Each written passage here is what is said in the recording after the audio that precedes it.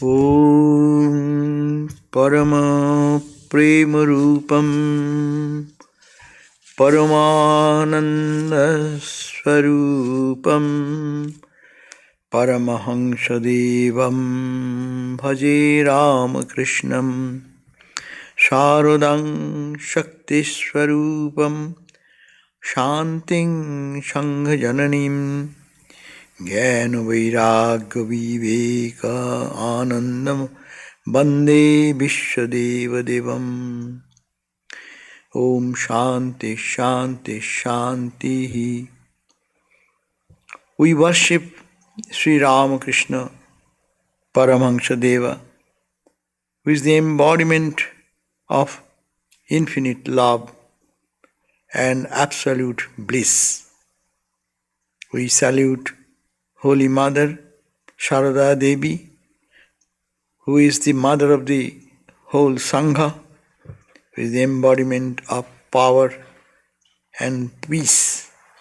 We salute Swami Vivekananda, who is the embodiment of knowledge, renunciation, and is the God of the world. Om Shanti Shanti Shanti. Peace, peace, peace. So today our topic is Sri Ramakrishna's frog stories. It's a very unusual topic. Once in the Ramakrishna's reading here in this temple, we are reading the whole gospel 1 year, and the topic was selected that stories of Ramakrishna. And everyone amongst our readers who are present here, they selected some of the stories. I recall that. And they gave their own interpretation, beautiful ideas, how that simple story can have a deeper significance. So I was thinking of that. Here we come, when we read Swami Vivekananda, we learn more about Sri Ramakrishna. His simple words have such profound meaning. It is very difficult to fathom that with our limited intellectual ability and what the question of spiritual ability. Swami Vivekananda said to one of his disciple at Belur Math on the birthday celebration in 1902. He said to the disciple, "Blessed are those who have seen Ramakrishna. All of you too will get his darshan, vision. When you have come here, you are very near to him." Then he continues, "Nobody has been able to understand him, Sri Ramakrishna, who came on the earth as an embodied being, Sri Ramakrishna. Even his own nearest devotees have no real clue to it. Only some have a little inkling of it. All will understand in time." So this is Swami Vivekananda talking about Sri Ramakrishna. We know only we have to understand about Ramakrishna, if anything, should be through the eyes of Swami Vivekananda. And because we are going to the frog stories, it will appear very interesting to anyone. And frog stories, are all available in every spiritual text. Even places where there is no meaning of much spirituality, you can see some therapeutic effects are there. They are using also story of a frog story and how that can benefit people. But the deepest significance of these stories, which can be looked from the Upanishadic perspective, from their perspective of the highest Vedanta texts, then we understand that what the inner meaning stands there. Simple word. You cannot edit any word of Ramakrishna. Say in a story, he says, after 3 croaks, the frog will die. No? 3 croaks, 3. He could have said 2. He could have said 1. But in here, we will go to that, see how it has a deep significance and what does 3 croaks mean. And this is a simple word. Any child to a most intelligent person will enjoy this story. Because frog story, well in the frog, is very much common in all religious texts. But that is not important. Important is what is the signifying message behind it. So Swami Vivekananda again, he spoke in another area. He said that the life of Sri Ramakrishna was an extraordinary searchlight under whose illumination one is able to really understand the whole scope of Hindu religion. He was the object lesson of all the theoretical knowledge given in the Shastras. He showed by his life that the rishis and avatars really wanted to teach what they wanted to teach. The books are theories. He was the realization. And he continues, this man, Ramakrishna, had in 51 years lived the 5,000 years of national spiritual life, and so raised himself to be an object lesson for future generations. Vedas, the Vedas can be only explained and the Shastras reconciled by his theory of avastha or stages, that we must not only tolerate others but positively embrace them, and that the truth is the basis of religions. So what we find here, beautiful, Swamiji has presented before us what is Ramakrishna and how should look at Ramakrishna. He says that Ramakrishna was an extraordinary searchlight. What the function of searchlight? When you are searching something in darkness, you bring the searchlight and you focus and you can see that distinctly. So anything we want to understand about the spiritual truths, which is transcendental, which is not perceivable through the senses, which cannot be understood through our intellect and ego, through our mental effort, you have to put Ramakrishna's eye there, Ramakrishna's way of looking, Ramakrishna's way of thinking. So Swamiji says this is searchlight, whose illumination, Swamiji says, is to really understand the whole scope of Hindu religion. Hindu religion, thousands of spiritual practices, thousand ways of philosophical understanding, and some doctrines and dogmas. What Hinduism, Christianity we talk about.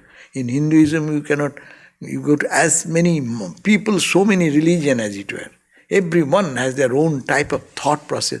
And how you bring Ramakrishna, that is the point, to understand the whole scope of Hindu religion. What's the scope of Hindu religion? The religion to feed everyone's need. You can be, Ramakrishna's common example, someone can have the stomach, heavy stomach, and spicy and garlic and this and that and digest. Okay, mother prepares the food for that. And the person who is very weak stomach, no spice, no thing, simply boiling and cleaning so that it is easy. But the question is the nourishment of the person. Spiritual nourishment is the point. All this food. So all these religions, all these religious practices, all these pathways are only for this purpose, to make them spiritual. And to have that, to go through the eye or the vision through which Ramakrishna looked at the religion and practiced. And not only that, he was the object lesson of the theoretical knowledge given in the Shastras. In the Shastras, we get some theoretical lessons. And we can find one object, concrete object. In the life of Ramakrishna, you can find how those realizations of the scriptures is just palpably visible in his life. He showed by his life what he showed, what the rishis and avatars really wanted to teach. All the sages in the past, they wanted to teach what? Spirituality. To take us from the darkness to ignorance, ignorance to the darkness and ignorance to the light and illumination. And to lead us to the eternal freedom. And he showed by his own life how to do. And then how to do intense yearning, crying for God, searching for that, all these lessons what we find in his life.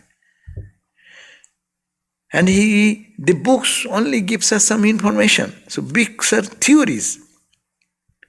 But theory does not satisfy us. Big theory, if I have a theory of cooking theory, okay, you get some recipe, you get this recipe with this recipe and this, use this and heat this and boil this and get a good meal. Only this theory. It will not fulfill my stomach. It will only intellectually something, oh, it is good food, good meal, it can be made a good meal. But that Sri Ramakrishna, not the theory, but the effect realization. In Sri Ramakrishna we can find that realization, all types of realization. That's why it's called bhava. How many moods, how many sentiments, how many spiritual experiences can the scriptures even didn't express, he expressed more.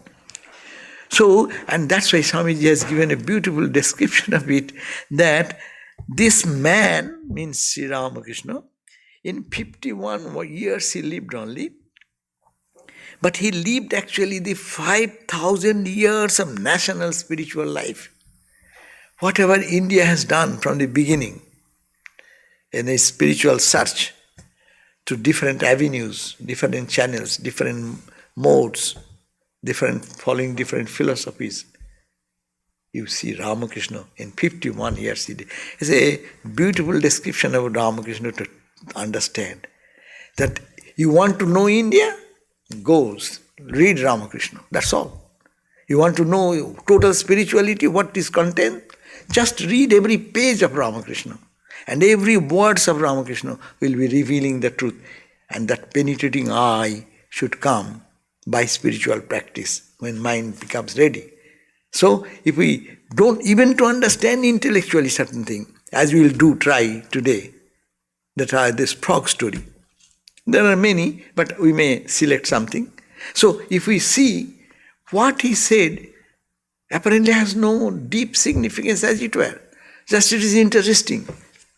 I remember when I was a small boy, maybe 5th grade, 6th grade boy, I used to find great delight when Ramakrishna Gospel, reading the Gospel. The stories are so interesting. And still today, and we read the same stories. So interesting, we never get bored with that. Normally things we get bored, no? But this is never, there is no boring. It is always inspirational, always, it gives a thousand new light as it were. That is the uniqueness of Sri Ramakrishna, because it's speaking from the depth of experience. Every word, every syllable, everything is important. So he lived the life of the 5,000 years of national spiritual life. He's talking about India's spiritual development, what has happened in 5,000 years. That means starting from Upanishad to Rama to Krishna and all the experiences what the sages have done, as if he's an embodiment of one, in one package, you get the whole. It is like a, what do you call, the supermarket. In the supermarket you go, you can find in one place all sorts of things. But in other places you may find something, may not you find something in the Trader Joe's, then you go to some other Sprouts. You can go something get there and something you can go to in another market. But Ramakrishna market is in his own shop. You can shove all the types of ideas, whatever, it is not lacking. And also, the Vedas can only explain the Shastras, and the Shastras reconciled by his theory as avastha. There is no conflict. It's only stages of development. Everyone is correct. Who have ever said that? Who will ever be able to accept this theory that everyone is correct? Everyone correct. How is everyone correct? Yes, everyone is correct. Every philosopher is correct. Because from one perspective where he stands, he views the truth and it's true. Let him move. And then he sees what happens. Then he sees what happens. So it is the reconciliation of all spiritual ideas that was the great contribution of Sri Ramakrishna. So Sri Ramakrishna's, that's why is avastha. It is a reconciliation of all the states. Path, we can find in his life the path to follow. And you seek the instruction from the teacher. Who will be the teacher? And disciple should be, who will be the disciple? And even stories like that, how will you attain the Jivan Mukti state? How the ego will die? All these is like Sri Ramakrishna is an unique storyteller, I can say, like Christ and Buddhas who made the highest philosophy to be understood by the ordinary people like us, to tales and stories. So, making the highly philosophical and sophisticated logical analysis graspable by every one of us. So, Sri Ramakrishna talks about frog in so many places of the gospel. They carry deep philosophical significance, though it appears very simple, like Aesop's fable, easy to hear, read, and enjoy. If we think Sri Ramakrishna is talking about the goal of human life, it is simple. It's very simple. Goal of God realization is the goal. Very simple. No other conflicting expression of the goal of life. Only one goal, and that is God realization. So you go to Guru, follow this path, reach a state, egoless state, surrender yourself, and lead a life of what you call freedom, Jivan Mukti. Let us see. First point is that go to a Guru. So we find Sri Ramakrishna has a beautiful story about that. He's talking about the one day, it is his own story. One day, Ramakrishna says, as I was passing the Panchavati on my way to the pine grove, I heard a bullfrog croaking. I thought it must have been seized by a snake. After some time, as I was coming back, I could still hear its terrific croaking. I looked to see what was the matter and found that a water snake had seized it. The snake could neither swallow it nor give it up. So there is no end to the suffering of the frog's suffering. I thought that had it been seized by a cobra, it would have been silenced after 3 croaks at the most. As it was only a water snake, both of them had to go through this agony. So see, this is the simple story, but Swami Sri Ramakrishna has said it in different ways. He says that, let me continue, in the same place he continues, the man's ego, see here he's already brought the story up, man's ego is destroyed after 3 croaks, as it were, if he gets into the clutches of a real teacher, cobra teacher. But if the teacher is unripe, one, then both the teacher and the disciple undergo endless suffering. The disciple cannot get rid either of his ego or the snake or the shackles of the world. If a disciple falls into the clutches for an incompetent teacher, he does not attain liberation. So this is the teacher's side. But the problem for both the student who comes and falls in the clutches of such teachers. There are numberless teachers in the whole world, no? There is no end of teachers. Guru mile lakh lakh, chela na mile ek. It says that you can find guru everywhere. Thousands and thousands guru, anywhere you can see. But ardent student is very difficult to find out. Everyone wants to be a guru. So before even having any spiritual experience or not going into deeper, we want to write books, start giving advice, change the whole world. Tomorrow I will change the world. I will give my talk in the whole world will be flooded with my talk. So this is very common thing for all of us. But Sri Ramakrishna said, just looking at the story, he said that see the condition. A water snake. Water snake has no poison, deep poison. That means transforming power. What the transformational power that will kill the ego of a individual, that energy, that spiritual energy, which he has to inherit from his teachers and practice in his way, to develop to be a cobra, this powerful poison to kill the ego. Here poison, though we use it in negative sense, but here it is to cure the disease of the world and worldliness. Ego, pride, are all vanities, attachments, all are included in that package. And that is it is because of it has been seized not by a proper person. Therefore it is a problem. The student, he is not getting the joy of spiritual life. He is not feeling any progress. And the teacher's life is also like that. You see, imagine what happens. A frog tried to catch a snake, tried to catch a frog, and now it is stuck in the mouth. It is not getting out, it is not getting in. And see, the condition is under the jaw. That means the student is also totally caught. He cannot go this side, he cannot get out.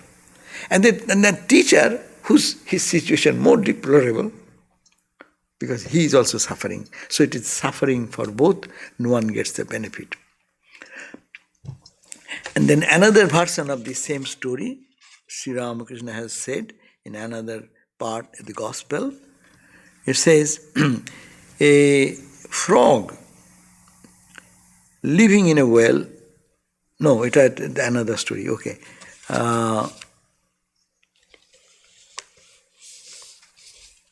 Let me see. Okay, 6. Number 6 story.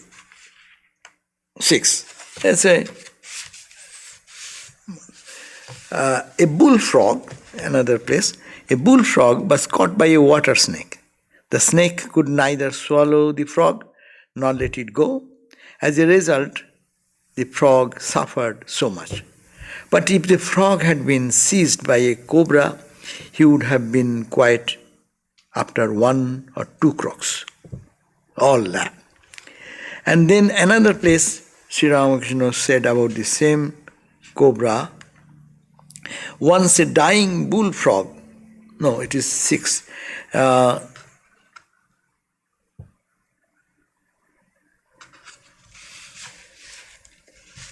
Okay, so it is wrongly referred. Anyhow, so he says 3 crocks, so it will die 3 crocks. Sometimes he said 1 or 2. It's a very powerful, so they are advanced, they are so they can quickly, first step they have already done, so they can go to the another 2 strokes, that will be okay. But what we find that how this is very important has been mentioned in our Upanishads. we find in the Kathopanishad. Exactly it is said, Nanareno abareno prakta esha subhigyo bahudha chintamana ananna prakte gotiratra nasti aniyan hiyatarkam pramanat sravanayapi bahuviryo na labhyo Srinnantopi bahavo yangna viddu ascharya bhakta kushalasya labdha ascharya jnata kusalanushishta. In Upanishad, Kathopanishad saying that this is a spiritual truth. If you hear even from people again and again, bahuvi, you cannot reach that truth. You cannot grasp it. Then even you have listened and meditated a little bit, but that also, revelation will not come. Only it should come from Ascharya Bhakta. You need a good, wonderful, is the teacher. Teacher should be wonderful, unique, expert, and who is receiving, recipient should be also unique. And Ascharya Jnata, and then it will be, the knower will be wonderful. And what will Kushala? That only auspiciousness will remain then. But if it is spoken in the opposite way, no nareno, avareno, prakta, if someone who is not competent and he gives only some intellectual misunderstanding, when intellect can explain, unless the intellect is pure, it will give a confused idea. Mind, if it is not pure, mind will always be confused reading of the material. The world is what? World is God plus my mind. My reading, and through the lens of mind I read the whole world. It is all God, all divine, Satchidananda everywhere. But I see it as a world through the lens of my mind. So, non-oreno, avareno prakta. Prakta, if it is said by a person, incompetent person, so no esho subhigyo bahudha chintamana. It is not understandable, even if you think again and again. But ananya prakte, a person, if one is competent and he has this knowledge, wisdom, gatiratra nasti, there is no other way out. Aniyan, because it is finer than the finest, anu. Atarkam, it is cannot be, logically you cannot find out the solution. Logic can take you to a certain point, but it is not limited by the power of logic. Logic is not the entrance. Ramakrishna said in another point that jnana, the knowledge, can only take you to the outer courtyard of the house. It cannot take you to the inner chamber of the home. So atarkam, it is beyond tarka, logic, analysis, debate. It is anu pramanat, because it is the finer than the finest truth. So it should be achieved by only by the sincere student and a sincere combination. This combination is necessary. Sri Ramakrishna, look at the life of Sri Ramakrishna. The Totapuri came and he was a student, and Totapuri gave him the lesson. And hearing from him, his mind shoot up to that plane. No? And then he reached this nirvikalpa state. And Totapuri was so surprised. Swami Vivekananda came to Naren, and Naren came to Ramakrishna and challenged, have you seen God, etc. And what happened? When Sri Ramakrishna, the ideal teacher, this Vivekananda, the ideal student, what can be like that? Huh? And as soon as he touched, bas, what happened?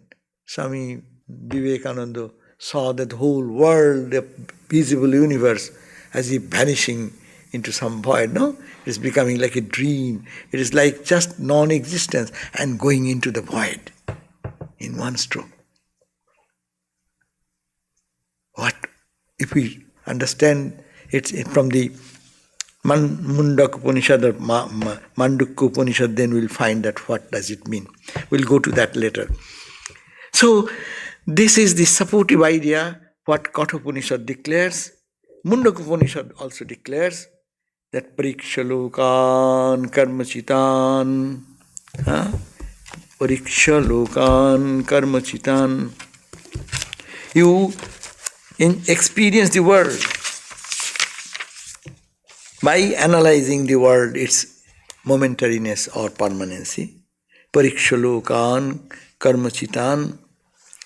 And understand, you cannot attain that state of infinite joy, infinite bliss through any karma, performing any noble job, dedication for the good of others, or your sacrifice, or your how much Nishkama Karma you do, you cannot get it. But Nishkama Karma cleans the mind. That much can be done. So, that eternal subject cannot be created by karma. Therefore, understanding this, you take the path of renunciation. And then, when your mind is pure, then you will seek for God. Tasmai savidvan tad vijnanartham sa gurumeva vigachet. That student then naturally will be going in search of a teacher.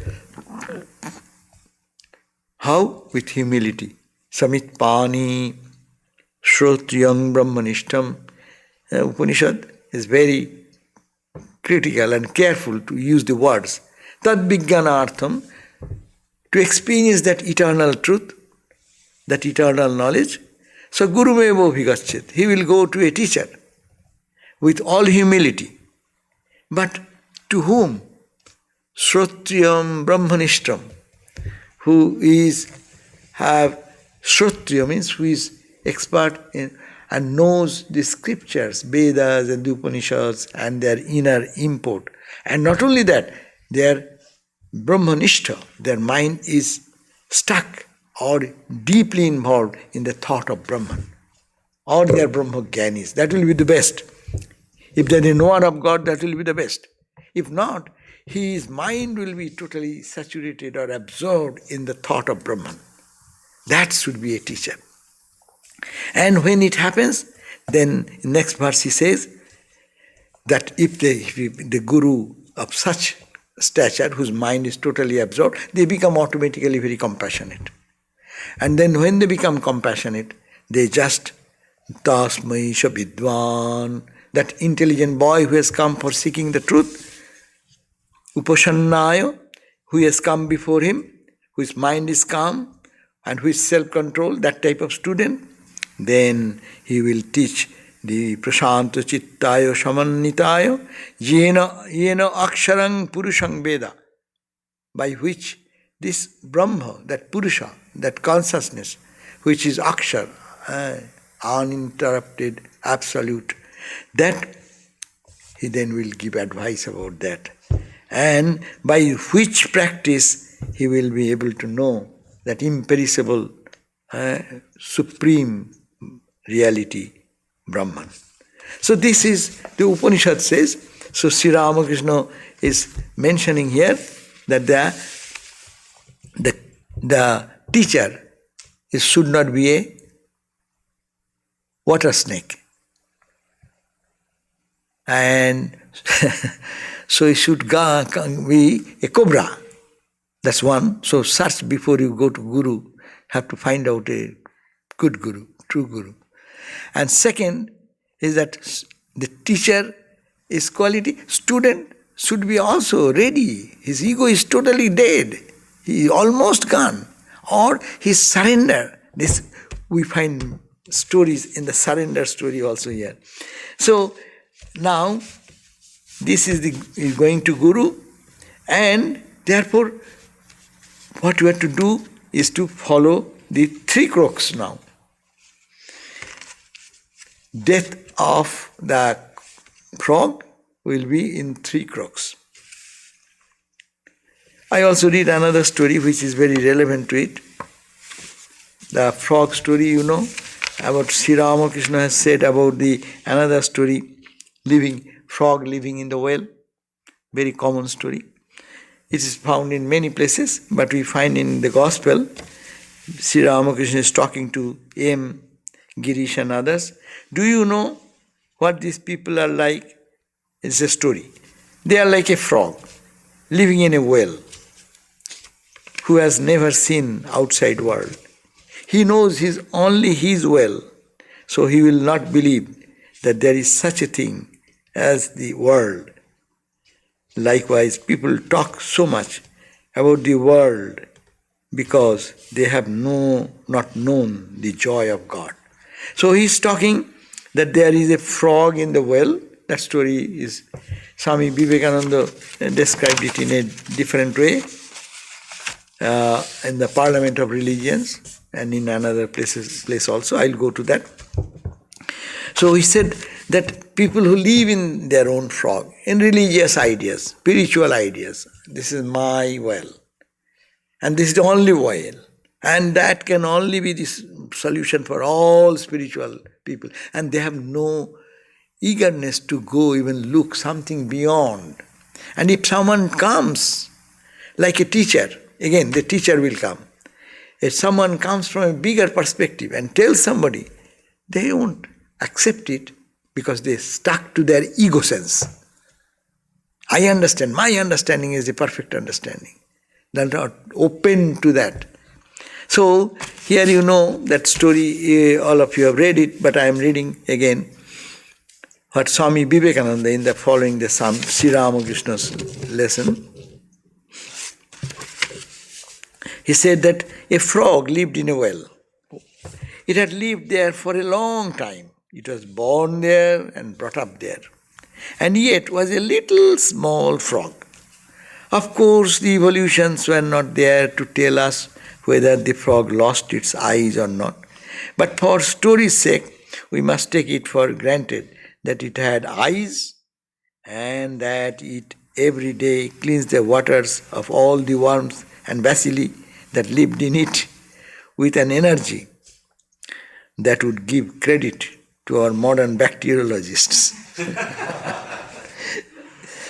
That means living in our small well, we are eating our own rubbish food, and we are very happy with that. This is giving a good example. But it is not Ramakrishna, we are reading Ramakrishna today, but because the story is the same, I am taking help of this story.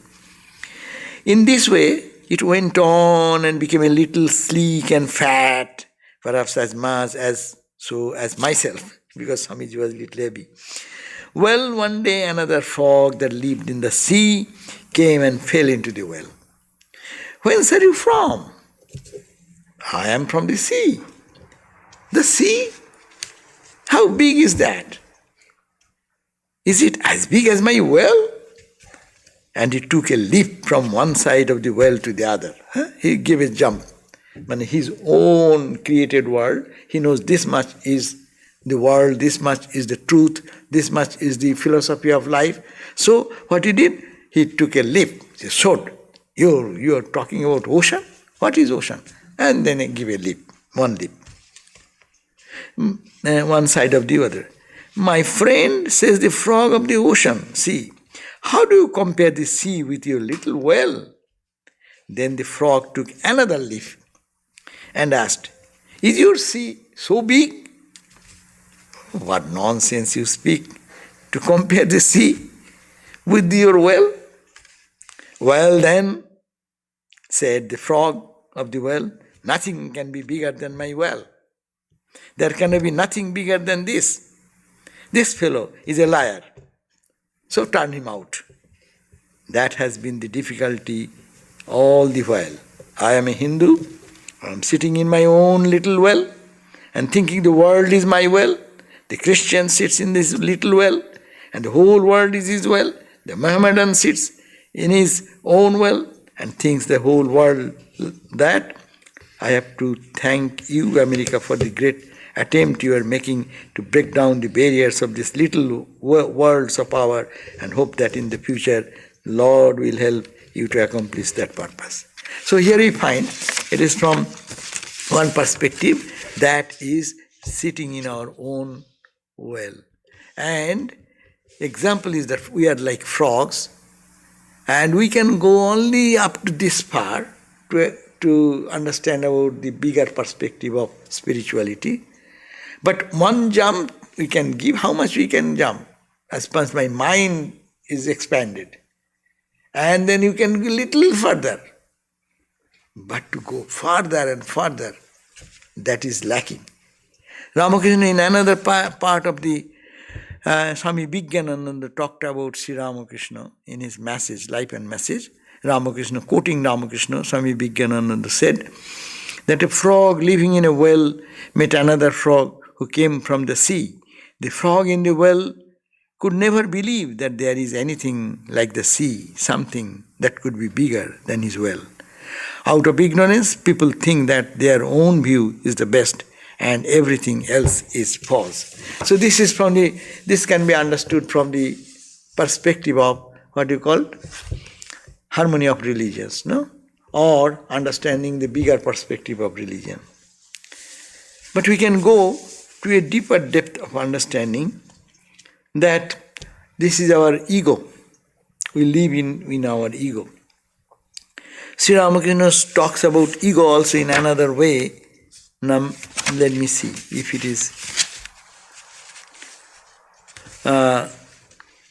ego. How is the ego? Ramakrishna's good story of an ego. A frog, quote, a frog had a rupee.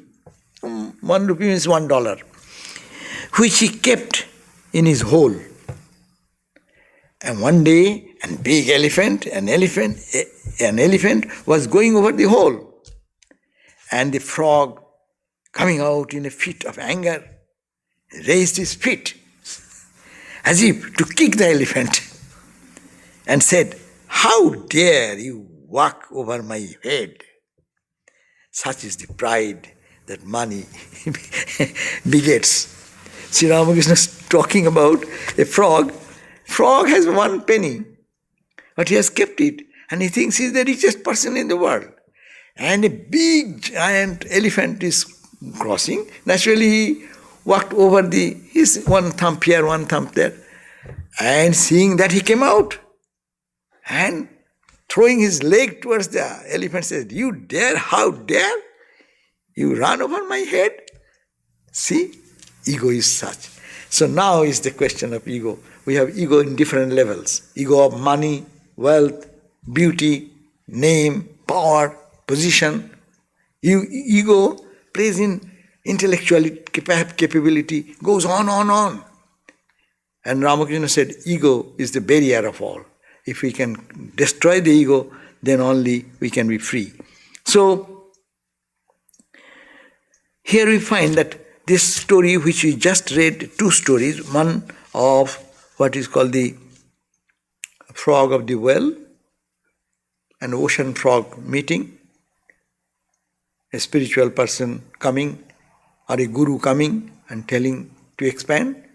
But the person is so content in his own ego, he does not accept the message. He is not open to that message. Rather, he rejects that. And pride is so false vanity. Unless this vanity of all vanities, no, except for the love of God. If that does not happen, the spiritual growth does not come in any time. So here we find now that the 2 places we got, one point we got, the 3 crooks story, that there is also guru comes and catches. But if it is a strong, powerful teacher, then the poison or the medicine or the mantra or what he transmits will kill the ego and he will be totally gone by 3 strokes. And then this ego is a blockage in spiritual life. So now, if we find what is second is supported by the Mandukya Upanishad.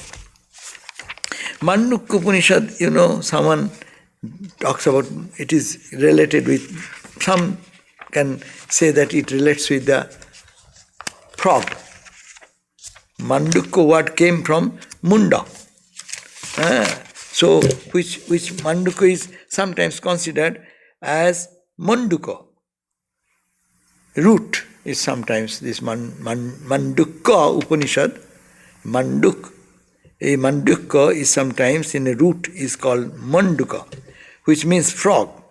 Some people, some writers have suggested the frog as the etymological root for Mandukya Upanishad also. But very aptly we find a connection with this three croaks story. Mandukya Upanishad talks about in a nutshell, 10 minutes we can talk about Mandukya, no?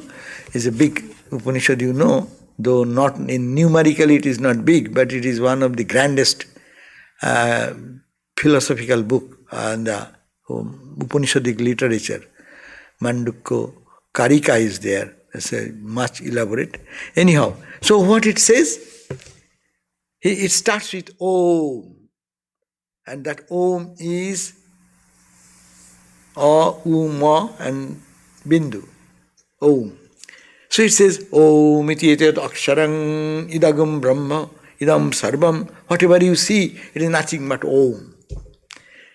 And Bhutam, what has been created, Bhavat, which is going on now, and what will be Bhavishyat. In future what will come, is all pervaded by Om, one. It is Om. Jatcha unnatrikalatita. If you can go beyond the three states, that is also Brahman. So, what you see, what is today happening, what will come in the future, and what is inexplicable, that is also the same. It is called the Brahman. And Sarvam hi etat Brahman. This is everything what you see, nothing but Brahman. But Ayam Atma Brahma, this Atman as I am seeing myself, that frog, what I am seeing myself, with my ego, with my pride, which is in what? 1 penny I have, and you dare to cross me? Elephant? Who are you, elephant? Even if he just sneezes something, then you will die. But that poor frog has so much false ego. We are all started in our false ego. We don't know our real I, and then real ego, those who develop, you look at them. They are so humble, so loving. Their love flows for everyone because they identify with the whole universe. So, Ayam Atma Brahma, Sayam Atma Chatuspat. So that Atman, I am, and that is a 4 legs. 4 legs, Chatuspat. And now what do we see? Jagarita sthana bahi pragga. When you are awakened state, now my pragga, my knowledge is focused outside. What I see? The sun, moon, stars, people, trees, mountains, rocks, and all the universe I see, visible universe. This is under A, U, M. This is the A part. By pragga. And I am not going to detail technical things. And now, this is the first point. We cannot think of anything beyond this material world, what we call scientific world, materialistic world. When Guru tells us, hey, get out of it, this is not you, live in it, detach, and move onward. So Guru comes, but I live in my own well. I have my concept about O or A, this visible universe, its attractions, its repulsions, its pleasures, its pains, its suffering, and its loss. All these things we are involved into it. So Guru comes and says, hey, come to the ocean. Ocean? What is this ocean? I see this world, materialistic world. This is the only world. I breathe it in, I live it in, I eat, I dance, I sing, I cry and weep. This is my world. What are you talking about? Your ocean is bigger than this world of mine? Then he said, no, what are you talking? It is much bigger than that. Then the Guru tells, yes, there is much bigger. And then, what? Is much bigger? Okay, I am trying to show you how bigger it can be. It cannot be more than this big. So you expand, open up to the teacher's words and in spiritual lessons and expanding your dimension of perception. So as you do, then you go to the second stage. That is the stage of dream state, or you call the subtle worlds of reality. This is the physical, gross, subtle, causal and beyond. So you go to the next world mental world. Chittakasha. This is the Mahakasha, the great space in which we live, we sleep, we eat, we cry, we weep. And anyone, millions and billions of people are already engrossed in this. How many will be expanding to the other dimension of life? So it needs courage and to listen to the words, no? All these messages standing here for thousands of years, but who is accepting them? So second point is that expansion into Mahakasha to Chittakasha. Float your mind in the Chittakasha. Think that I have a different, bigger dimension, ocean dimension. But I will not be able to understand that. My mind is limited, so my mind at least create a mental world which is bigger than the physical world. That's why your meditation, our prayer, our thinking about Brahman, Atman, as we read the scriptures and we meditate on the Upanishadic verses, this is expanding your dimension into, and there also it is there in that subtle world. Then you now go to the deep sleep. Expanded, expanded, expanded, but your mind fall asleep. Not dead yet. So this is Jatra Shupto Nakanchana Kamang Kamayate. In the deep sleep state, when you don't desire anything, even in the subtle body, in the dream, you have a good experience, bad experience. You can go to heaven, you can go to wherever, your own choice. Mind, through the mind, level mind. But when the mind is almost second stroke is the mental world, and then go beyond that and expand it in such a way, almost mind is there, but almost not there. Is there, almost not there. That is the Susupti state. For us, Susupti state is the mind is sleeping, but a spiritual seeker, when expanding its own dimension, it will reach a point where you will say, as if the mind is there, at the same time mind is not there. So it expands to such a dimension. That is the mindless state. No mindless, but mind is still there. That is the third state. 3 crooks, no? 3 crooks. First one, second one is the going to the dimension of the Mahakasha to Chittakasha. Chittakasha to Chit Akasha. Ocean of consciousness. In that state, like we go to sleep. When we deep sleep, we don't understand anything. But we feel joy. But a person who is practicing spirituality under the Guru's words, and Guru has caught him and given the venom of spirituality, and the student is ready to accept that. Expansion happening from the Mahakasha to Chittakasha.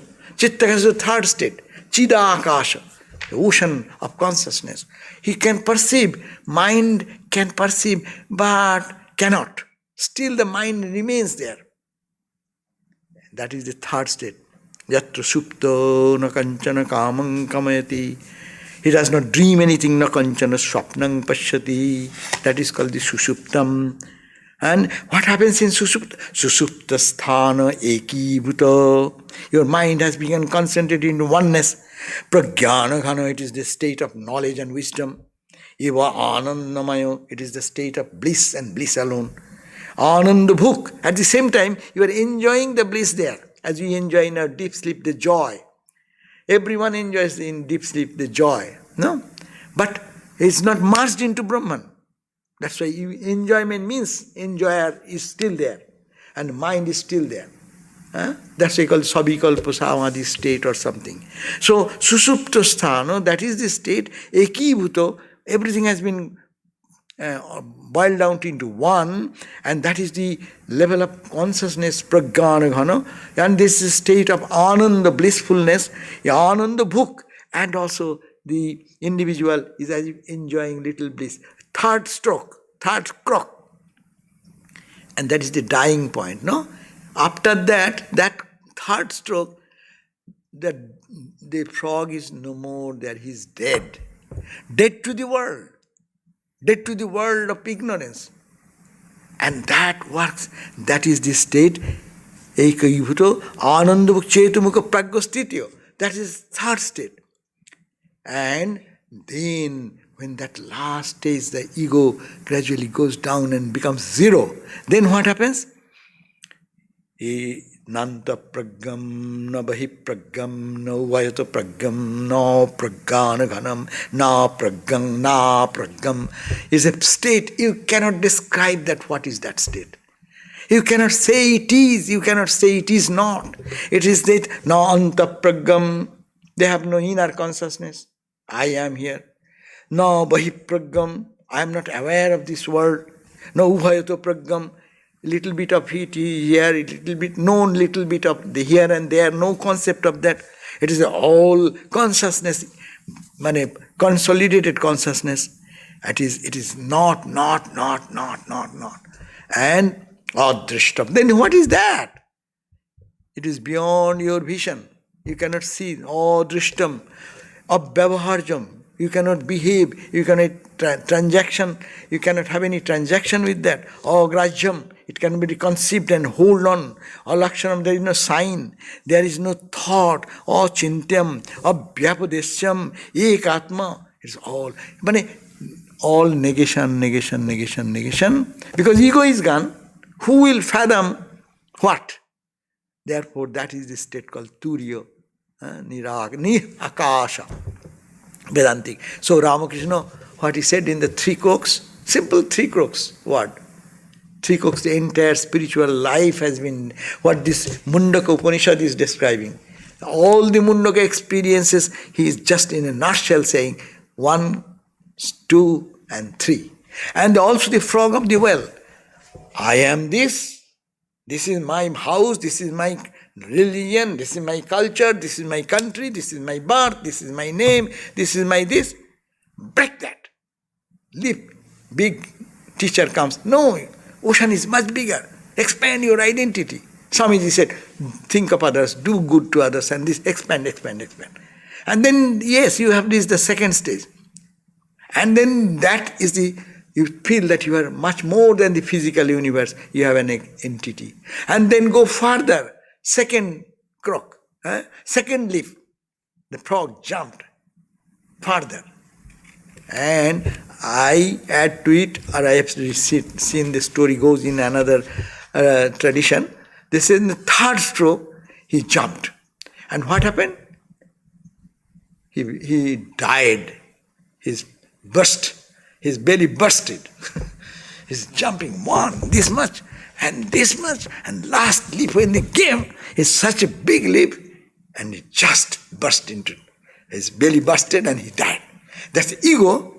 I will measure God. I will understand divinity. I will intellectually understand everything. Go. Mahakas, Chittakasa, Chidakasha. And the third stroke, at the end of third stroke, is dead. His ego is gone. And egolessness is the state, fourth state, what Mandukya Upanishad talks us. So, see, Ramakrishna's stories are so. If I think, then I can do it another also with some other perspective next time. But this is the way we thought about these Ramakrishna's stories. You can also think in a much deeper way, because truth is there, so everyone can think and meditate on those verses. So that will give you greater idea. Thank you all. So we'll now have a song and then question answer.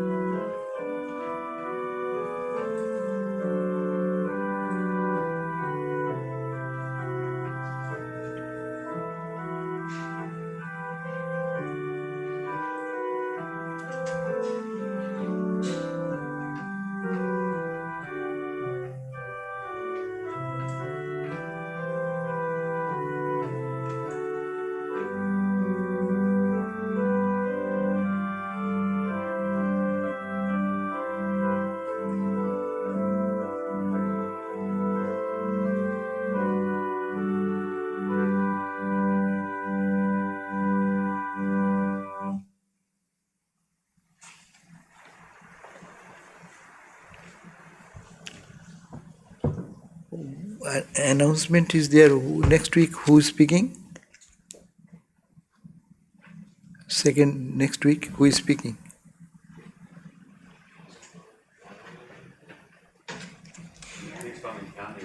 Dhanajogananda. Okay. Swami Dhanajogananda will be speaking the next Sunday. The topic I forgot. Anyhow, you will find in our website, Dhanajogananda, and now other classes will be as usual. And now we can go for some question. And I found that somebody sent some question about one question already I got. So let me talk about that. He said that question is that what about the frog of Keshav? When Ramakrishna went and saw Keshav Sen, and he said that he is the only person whose tail, what do you call? Tail has dropped. Frog, and what do you call the tadpole, and his tail has fallen. No, what does it indicate? Indicate Sri Ramakrishna saw amongst all them. Here is a statement is here. Ramakrishna said in his own language, then I went to visit Keshav in the garden house at Belghoria. Hriday was with me. The moment I saw Keshav, I said, of all the people I see here, he alone has dropped his tail. He can now live on the land as well as in the water like a frog. So people laughed at that. I said, what Ramakrishna is saying, such a respectable person like Keshav Sen, and he is saying that among all these people who are sitting here, only I see that he has dropped his tail. And meaning is that, say, the tadpole, when he lives in the water only, they cannot live in the ground. They live in their world and their own world. We live in our own world. Fish basket story. We are happy with it. But when one attains knowledge, that what happens, the tail falls for the tadpole, then is capable become jumping into the land. Then it is that frog can live either when he wants to in the land and also in the waters. So that person is a realized soul whose ego or other things has been dropped. What we are talking about. As a result, he can live in the world, not being entangled, and also in that place, in the land, means where there is absolute freedom and joy. So this is the way we can think of that. Now, any question? Two questions have come. First question from Anders, though you have already addressed this. How to know whether a guru is a cobra or a water snake? Yeah. I give the example. Suppose you want to be a student in the university, which university will go?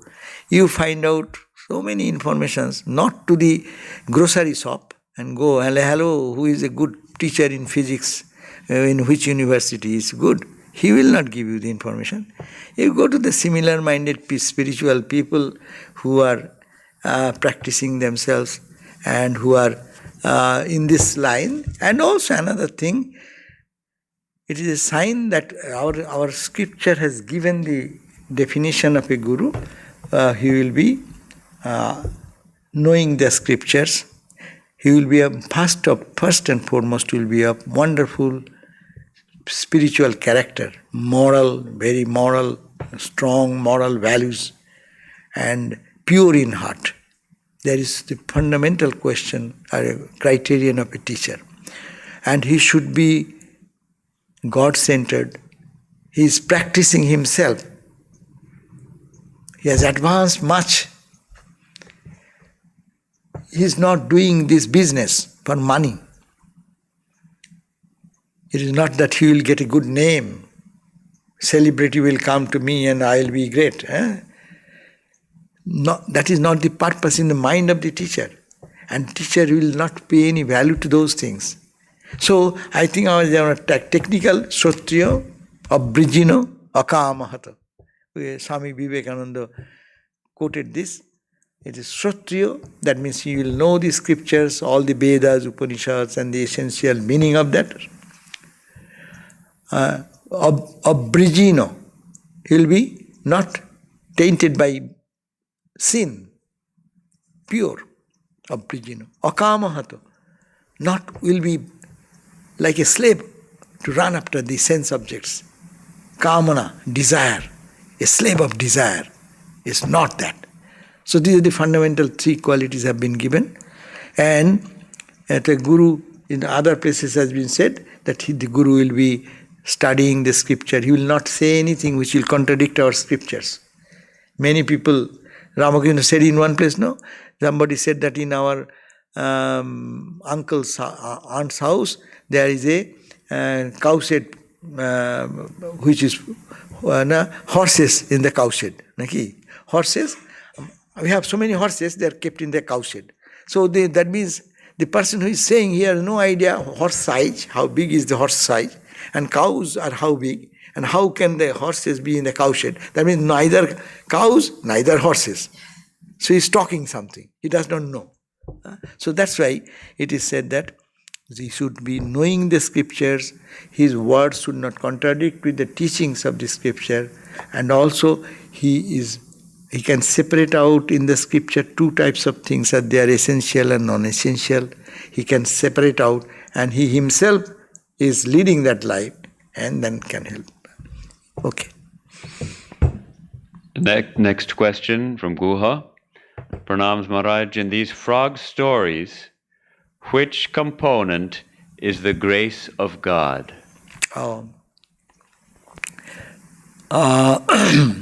Guru has come, grace is come. The ocean frog coming out of compassion from the ocean to my well, to my life, and knocking at my door. Hello, you are not this well. No, I am well. I am well here, staying in the well. I am very well staying in this small well. Okay? So, that Guru's grace is there. The student will have to open up. That's why Guru's grace is, as we say, God's grace, Guru's grace is always with us. Only if we open, in Guru's, we can feel that. Suppose one student who is really tired of being in the well, and such a person, big frog comes to the little frog, and seeing the big size and the spiritual size of it, and feel the attraction, and say, oh, is it so? Please take me with you. No? Then there is stories. I have read many stories in the they say that they are very influenced, and there are some frogs living with them and getting the statements from the big ocean frog, and they have generated faith, and the frog said, come with me. And they took them into the ocean. And he said, if you go to the ocean, you will enjoy your freedom. This small well with these tiny things, what your expansion will happen. So they followed the Guru's grace and went into the ocean and enjoyed their freedom. That also another story we find, that in the frog story, they have another version, many versions of this. So yes, Guru's grace is there. If the student is open to that, this grace can be felt, and that feeling will pull us out of our small little dungeon world of our egocentric life, and then take us to the eternal life, freedom, life of freedom. Question from Pranati. We see the false picture on water, so we tell the world is also like illusion. But Chaya has only Kaya. I guess it means the shadow has a body that casts the shadow, maybe. Then how do we understand everything is only a dream?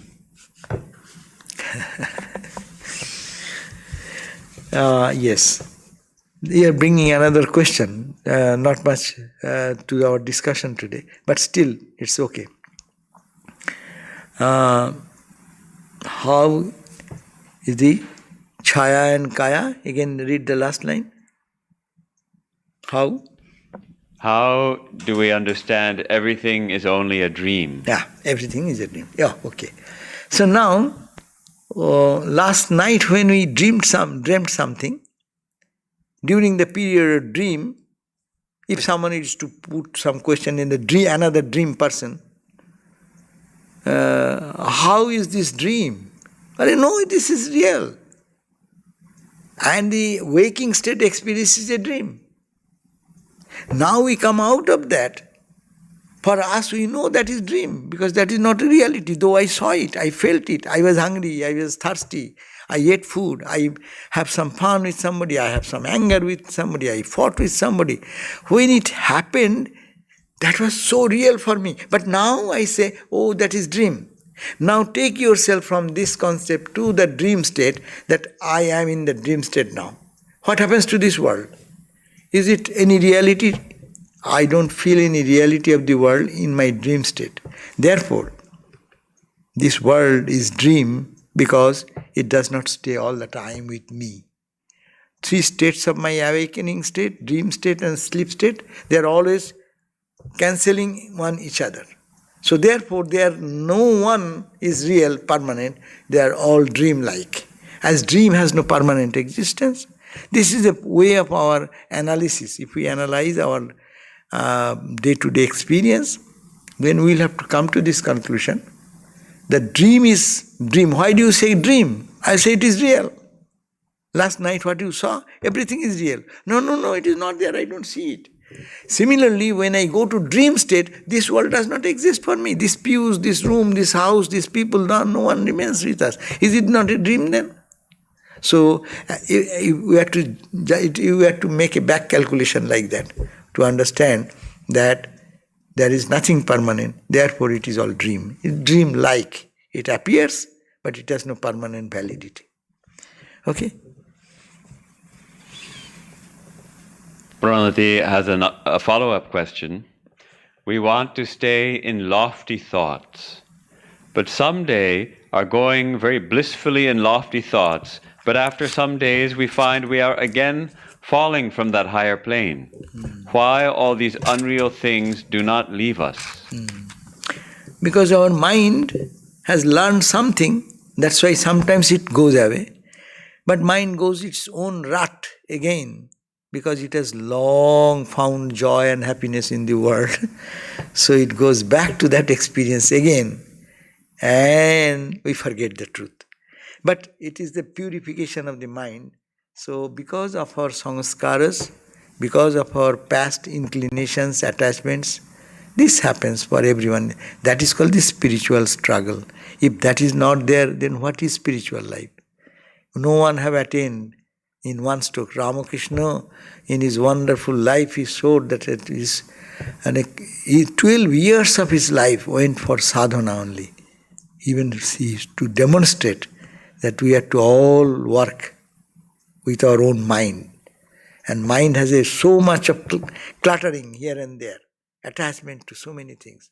So someday, by God's grace, but by our own little prayer or meditation, mind becomes little calm, and that day we find joy. Again, mind bumps up, mind ripples up, but not to be worried about that. Let us go forward. It will happen more and more and more. More peace will come, and it will be stable. When the ego will be totally dead, as we have just studied today, then mind will also die. At that state of egolessness, mind dies, our understanding dies, our wrong understanding, right understanding, all understanding will be dead.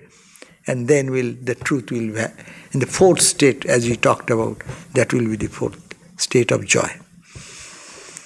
Anders asks, when the frog belly exploded, does this mean that the ego will disappear suddenly? Yeah, not suddenly. He has to give a first leap. You have to believe the ocean frog saying, hey, here is a life. Guru gives you the mantra, and we find, hey, this mantra, what is? I have read that mantra in many places. When you go online, Google gives better mantras than this. So what is this mantra? And so no, I know it, this mantra. And why he's giving the same mantra? Some people used to come to Swami Sarvadevananda Maharaj just to say, Maharaj, this mantra is not working. Can you give something little stronger, some mantra? even our Santarupananda Swami used to say that sometimes to give another mantra. This mantra is not strong enough, give another mantra. That means we have no faith in the words of the Guru and also the power which is behind that because of our mind.